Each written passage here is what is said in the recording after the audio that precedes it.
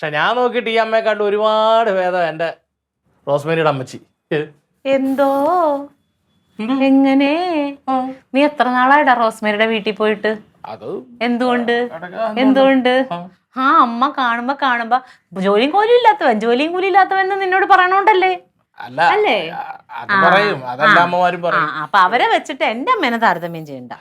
ക്ലീറ്റോ ഒരു ജോലിക്കും കൂലിക്കും പോവാതിരുന്നാലും ആ പാവം പിടിച്ചത് ക്ലീറ്റോ പട്ടിണിക്ക് പാടിയിരിക്കുവാണെങ്കിൽ കയ്യിലുള്ള നുള്ളി പറക്കി കൊടുക്കും. നിന്റെ അമ്മയമ്മ തരുമോ അങ്ങനെ? അത് ക്ലീറ്റോ ചോദിച്ചോണ്ടുള്ള സ്നേഹം കൊണ്ടല്ല, കളഞ്ഞിട്ട് പോവല്ലോ മോളെ എന്നോർത്തുള്ള ഒരു സഹതാപം കൊണ്ട് ഇരിക്കത്തില്ല. അല്ല അങ്ങനല്ല ഇവിടുത്തെ അമ്മ തന്നെ സൂപ്പർ. നീ ഇപ്പൊ അമ്മ ഇവരെന്നൊക്കെ പറഞ്ഞല്ലോ. നിനക്ക് ഇതേപോലെ പൈസ കിട്ടുമായിരുന്നെങ്കിൽ നീ ആർക്ക് മാല മേടിക്കും? ആരോ വണ്ടി കൊണ്ടുവന്ന് ഫോൺ അടിക്കുന്നുണ്ടെന്ന് തോന്നുന്നു. ഇല്ലേ? എനിക്ക് റോസ്മേരിക്കും കുഞ്ഞുങ്ങൾക്കും. ഓക്കെ ശരി, ഫോൺ എടുക്കട്ടെ. എന്ത്? എനിക്കിതൊന്ന് അതിന്റെ കൂട്ടത്തിൽ തങ്കച്ചേട്ടത്തിക്കും ലില്ലിപ്പെണ്ണിനും. എനിക്ക് വേണ്ട, ഞാൻ എന്തിനാ നിന്റെ മാല മേടിക്കുന്നത്? എനിക്ക് കുഞ്ഞമ്മച്ചിനൊന്ന് വിളിക്കണം. അല്ല, അമ്മച്ചിക്കും.